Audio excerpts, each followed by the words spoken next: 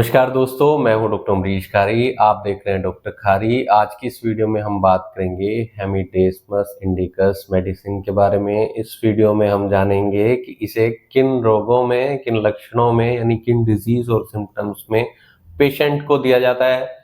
लेने का सही तरीका क्या होता है, जानने के लिए वीडियो पूरा देखिए। अगर आप हमारे चैनल पर नए हैं तो चैनल को सब्सक्राइब कर लें ताकि आने वाली हेल्थ रिलेटेड वीडियो से आप अपडेटेड रहें। तो इस दवाई को काफ़ी सारी बीमारियों में दिया जाता है। ऑल ओवर हेल्थ में मेडिसिन दी जाती है, जैसे क्रोनिक रियोमेटिज्म में, अस्थमा में, फीवर में, ल्यूकोरिया में या फिर किडनी से संबंधित रोगों में।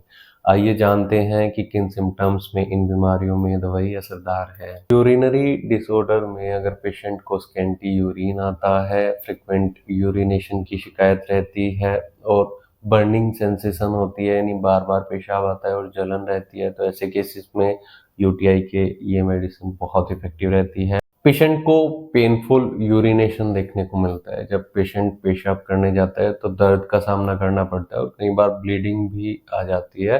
पुरुषों में देखा जाता है कि पेशेंट को इरप्शंस भी जेनिटल एरिया में हो जाते हैं और इचिंग बार बार होती है, तो ऐसे केसेस में ये मेडिसिन बहुत इफेक्टिव रहती है। फीमेल पेशेंट की अगर बात करें तो ल्यूकोरिया में ये दवाई दी जाती है, जहां सफ़ेद डिस्चार्ज देखने को मिलता हो, मेंसेस से पहले अगर माथे पर पिंपल्स आ गए हैं या स्किन पेशेंट की ड्राई रहती है, इरप्शंस कई बार आते रहते हैं, इचिंग होती रहती है, तो ऐसे केसेस में ये मेडिसिन बहुत इफेक्टिव रहती है।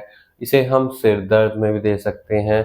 सीवियर कंडीशन का अगर पेशेंट को हेडेक आता हो, बहुत ज़्यादा दर्द होता हो, तो ऐसे केसेस में भी ये मेडिसिन महिलाओं और पुरुषों दोनों में दी जाती है। दोस्तों, ये दवाई जनरल हेल्थ के लिए दी जाती है, जनरल वीकनेस के लिए दी जाती है, टायर्डनेस अगर पेशेंट को देखने को मिलती हो, फटीग अगर देखने को मिलती हो, पेशेंट थका हुआ या कमजोरी महसूस करता है, तो ऐसे केसेस में मेडिसिन दी जाती है। ये दवाई हम स्किन डिजीज में एक्जिमा में दे सकते हैं। एक्जिमा स्किन डिजीज होती है जहाँ पेशेंट को बार बार खुजली होती है। एक्ने में दे सकते हैं, एक्ने पिंपल्स में बहुत असरदार रहती है। ये दवाई देने से पेशेंट के ब्लड से जो टॉक्सिन्स होते हैं उसमें, जिसके कारण पेशेंट को इचिंग हो रही है, बार बार फोड़े खून से निकल रहे हैं, उसको बाहर निकालने में मददगार रहती है। डिटॉक्सिफिकेशन का काम करती है हमारे ब्लड के लिए। तो ऐसे केसेस में आप इसे खुद से न लें। अगर आपको इनमें से कोई भी परेशानी है तो होम्योपैथी डॉक्टर से कंसल्ट जरूर कर लें। बिना डॉक्टर की सलाह के कोई भी होम्योपैथी दवाई नहीं लेनी चाहिए। केस टेकिंग करने के बाद ही सही मेडिसिन और सही पोटेंसी और सही डोज